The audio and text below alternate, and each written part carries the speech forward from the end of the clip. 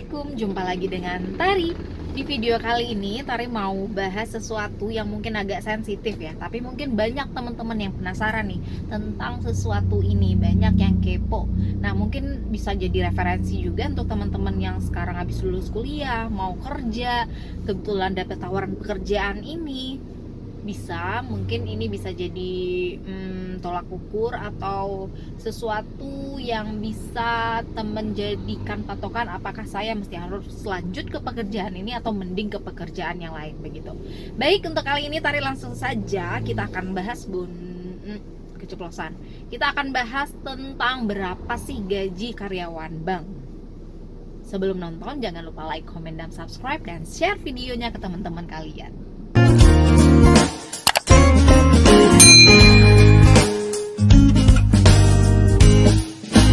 Baik teman-teman, untuk salary atau untuk gaji karyawan bank itu Tari kasih tahu ya, itu beda-beda tiap bank. Tiap bank itu memiliki kebijakan yang berbeda. Terus ini nggak bisa disamaratakan, dan yang namanya kayak level asisten tuh dan level officer itu yang ya udah kayak asisten manajer ke atas gitu levelnya teman-teman. Nah, untuk pertama kali kerja, biasanya kalau karyawan bank itu untuk pertama kali kerja ada masa training, job training, apalagi namanya ya, OJT, ya banyak lah istilahnya yang menyebutkan untuk karyawan training atau kontrak gitu. Awalnya biasa di kontrak 3 tahun, ada yang 6 bulan, ada yang 1 tahun, dan kebetulan kalau di Tari itu zaman dulu itu BNI Syariah.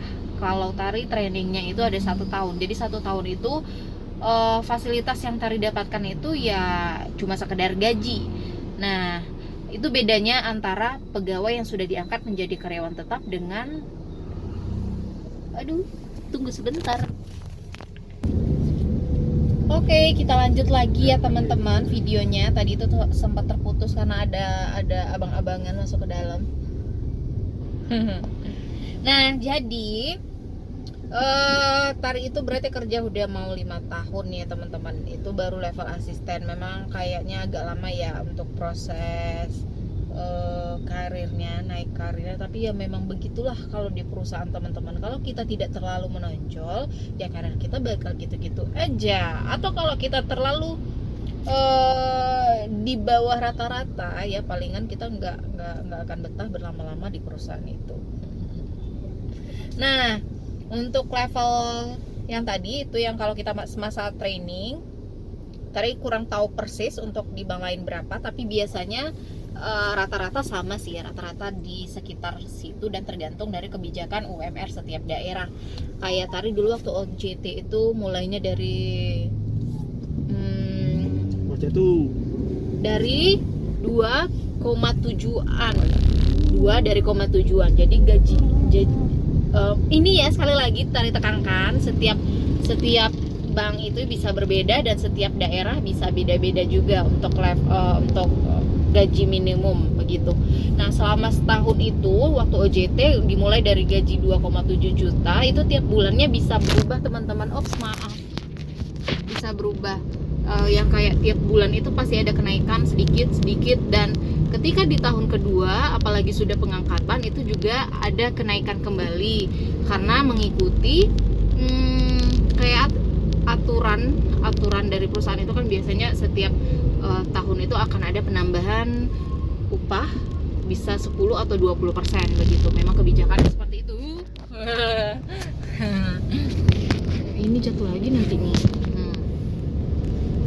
Jadi dimulai dari 2,7 terus naik jadi 2,8, itu di luar tunjangan ya teman-teman. Jadi karena Tari waktu itu dimulai dari frontliner, jadi di frontliner itu ada tunjangan kalau di bank lain bisa dijadi kayak tunjangan make up gitu ya, bisa 200 sampai 300an tergantung posisi begitu. Nah, kalau zaman dulunya itu kalau kayak nanti udah di tahun kedua berarti kita udah pengangkatan nih, udah jadi pegawai tetap, barulah kita mendapatkan fasilitas-fasilitas sebagai peserta ketenaga kerjaan di sebuah perusahaan seperti asuransi, BPJS Ketenagakerjaan, ataupun tabungan pensiun begitu.